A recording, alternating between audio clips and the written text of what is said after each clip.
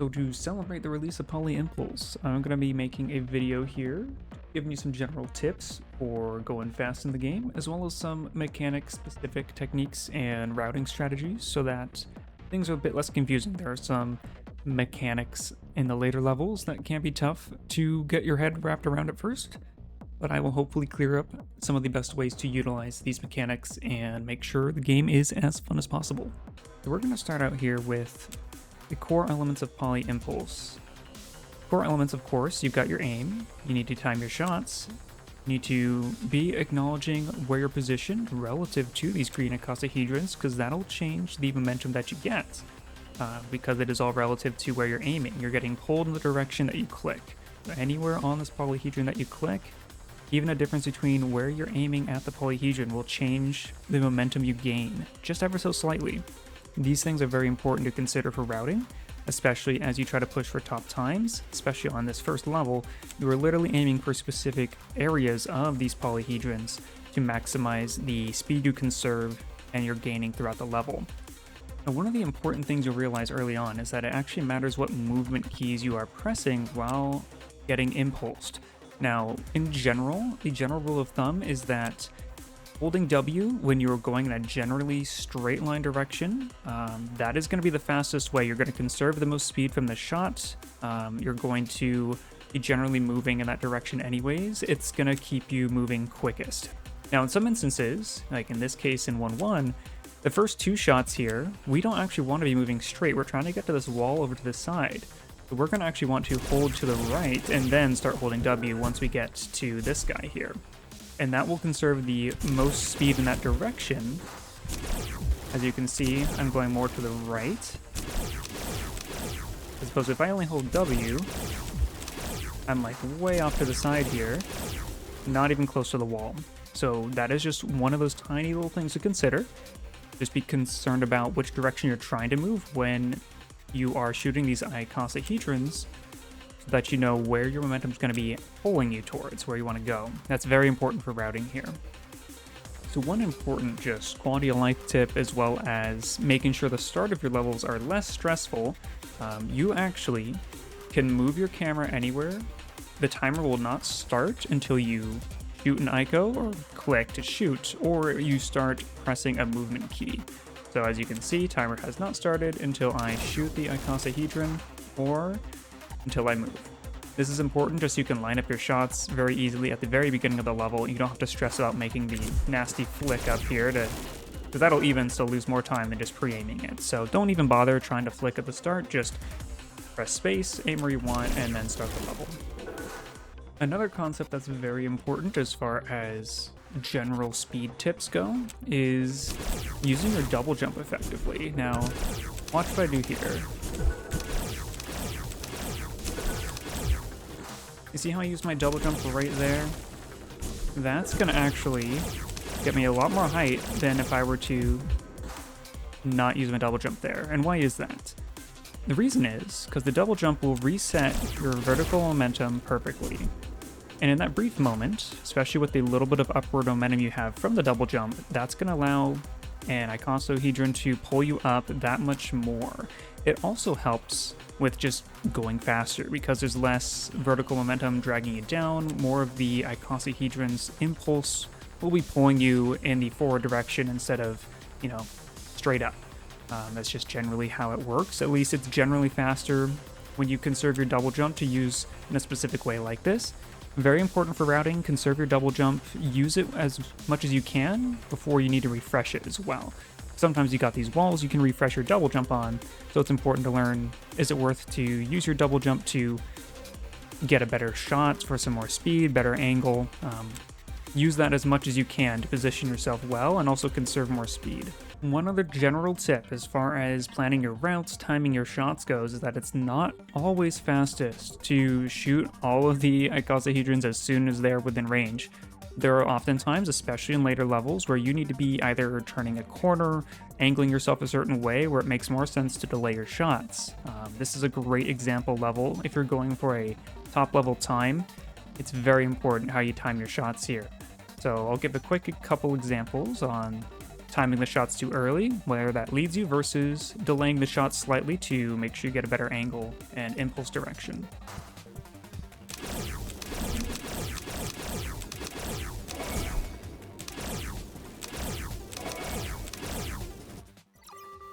So timing the shots very early in that way, got a 9-second time, it's red SS, it's very good for the ranking. What can we do better?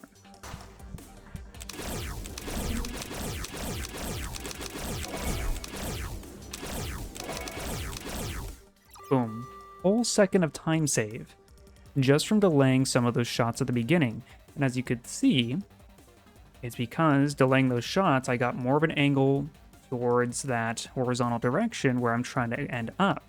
So that is something to consider as far as your routing is concerned, especially when there's a lot more side-to-side movement in some of the later levels. How are you timing your shots? Where is it pulling you? Keep those things in mind. It will help you route more efficiently, more effectively, and help you climb the leaderboards that much more efficiently too. Let's move on to a couple of mechanic-specific strategies here. Notably, we'll start with the first mechanic introduced, the anti-gravity mechanic, the tetrahedron. One thing you want to know about this is that you actually have less air friction with the anti-gravity enabled. So a lot of times, if you look at top leaderboard runs, you will see that runners will turn this on as early as possible and leave it on the whole time. It makes the routing more difficult, but more speedy, but it definitely is worth it. Let's just give an example here. Skipping that one. 6.6. Not even going for any hard flicks or anything like that. The air friction is so much less compared to if you were to try to turn it off like this. See how much slower I'm moving? Even turning it on at the end, finish the level, 2 seconds slower. Keeping that anti-gravity on as long as you can will make sure you're moving through these levels much faster.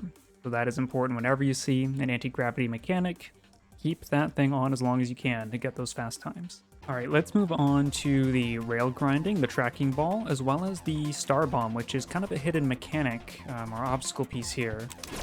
The main thing you want to be considering is once you are rail grinding, it really doesn't matter where your impulse direction is, you'll still get the same amount of speed.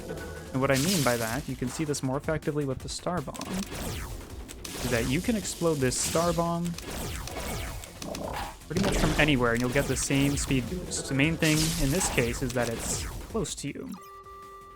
That's just only when you're on the rail itself, when you're rail grinding. Now, one other thing that's important with the star bomb itself, that you may have noticed that I did there, was that the star bomb has a couple of phases. It'll start moving slowly at first, when it first tracks you. It'll move a little bit faster when you shoot it once. It'll shoot even faster until it explodes. So it's got 3 stages there. Take 3 shots to kill. Each click makes it start moving towards you a little bit faster. So what that means, it's very important to get those first 2 shots off as early as possible, if it allows, if the spacing allows for it, so that star bomb gets to you sooner. So normally you'll see quick double click and then timing the explosion when it's really close to you.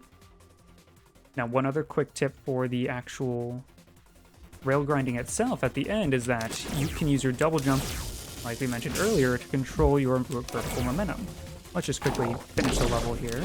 I'm going to use my double jump right after the rail jump there, and you can see how I go much lower because I've reset my vertical momentum. Watch this. This is if I don't hold jump. I go much higher. So now the sniper mechanic, this might be the most difficult one to wrap your head around at first on how to use effectively. But there are some straightforward things that you can consider whenever you see these in any levels. There's a couple things to note. First being, you can actually reset your sniper shot with another sniper bomb. So that's important for, especially in this level at the beginning, where you want to be shooting 2 and shooting 3, and you get a bunch of speed. You can get basically 5 shots on a single ICO very quickly if you're very quick about things. You can max this out as much as you feel like is useful. Normally, it's most viable just to get, you know, 1 refresh when you're shooting the same ICO. But you could technically, if you're really crazy, you could shoot 2, refresh, shoot 2, refresh, and then shoot some other one.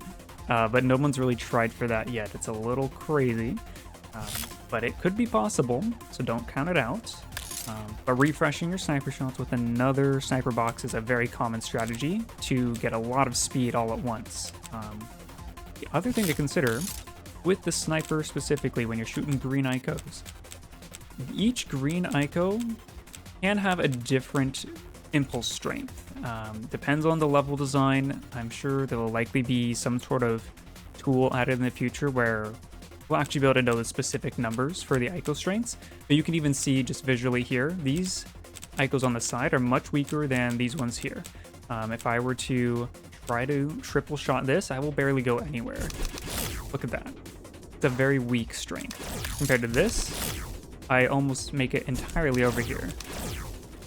So this is important.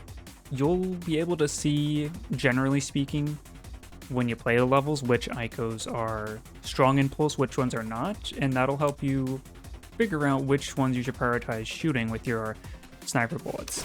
In this level specifically, the strongest icosahedron impulse is this one.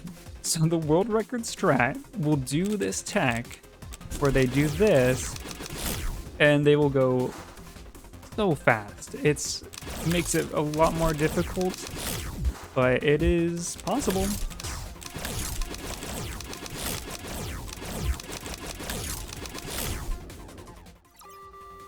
So as you can see, you can really fly through this level if you know which icosahedrons to shoot, which ones will give you the most impulse.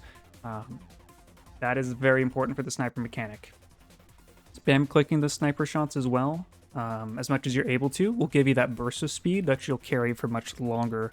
Alright, and finally we're moving on to the dash stack. This is probably the mechanic with the most potential variability in how you can use it, simply because it's a resource, you can use it at any time.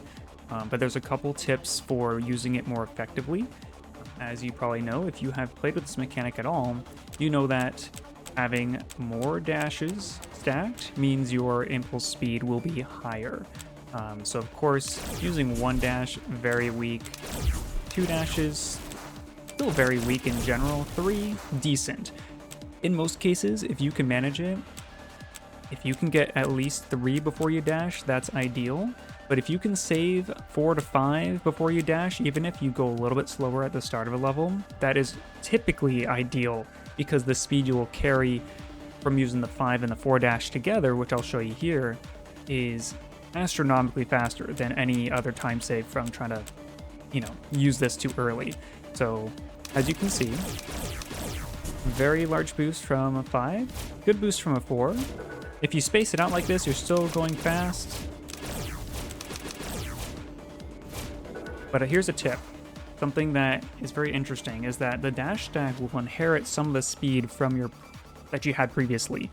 So if you were to shoot an ICO and then use a dash, you will inherit some of the icosahedron impulse speed with your dash. It'll be much faster. On top of that, you can do the same thing by dashing twice in a row. This is the most apparent when you have 5 dashes. It is usually most effective to just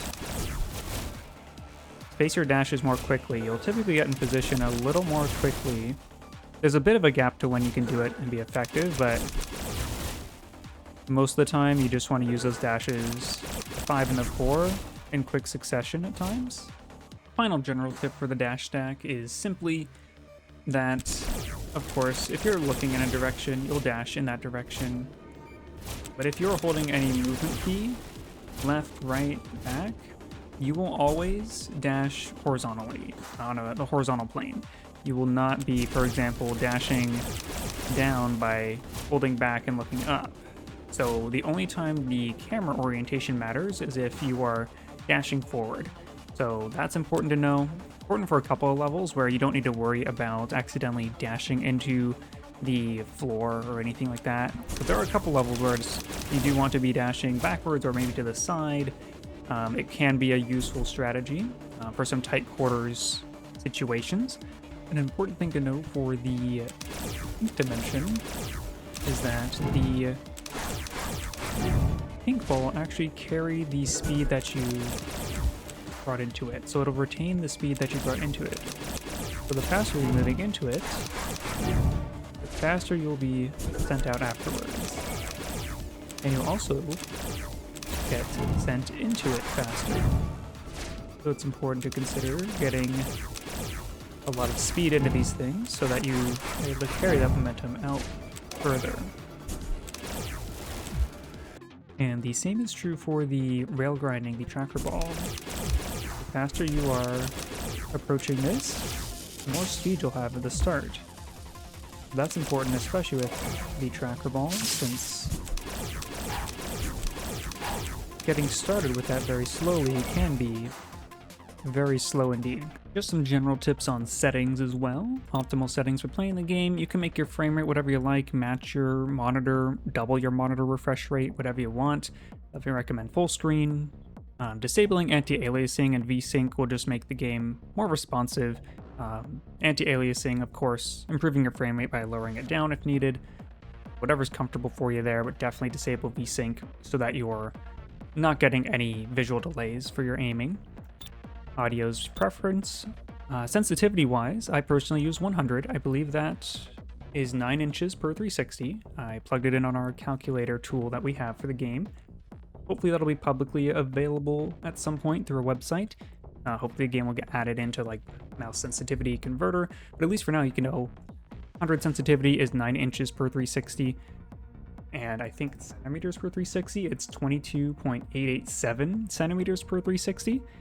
Reset level key time, this just means I can tap the reset button and it'll reset. That's what I prefer. Totally your preference. Scope sensitivity, again, preference for when you're using the scope for the sniper.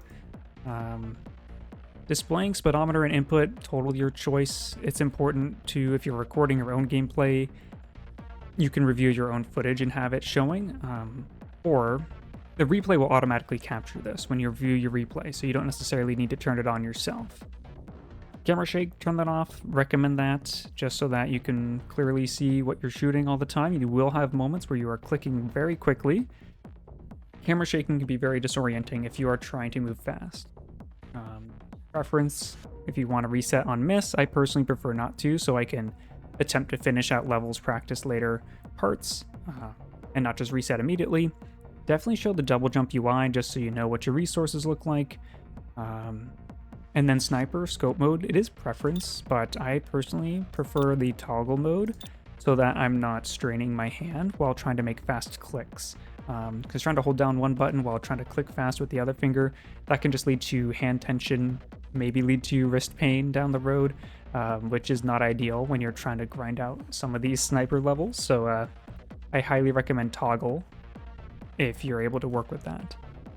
Controls are all preference as well. I have perfectly default controls. That's what I prefer here.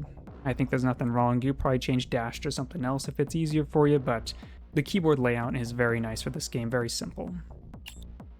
That covers just the general tips and tricks for starting Poly Impulse.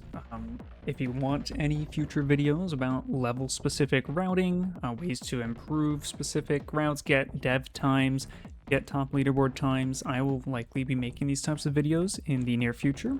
So please stick around. I would be happy to provide that content and make sure y'all can play this game because it's great. Been very much part of the testing process the past year and a half or so, and I'm finally happy to see it released. It's very great to see, so I hope y'all enjoy it too, and I'll see y'all around. Try to beat me on the leaderboards if you can.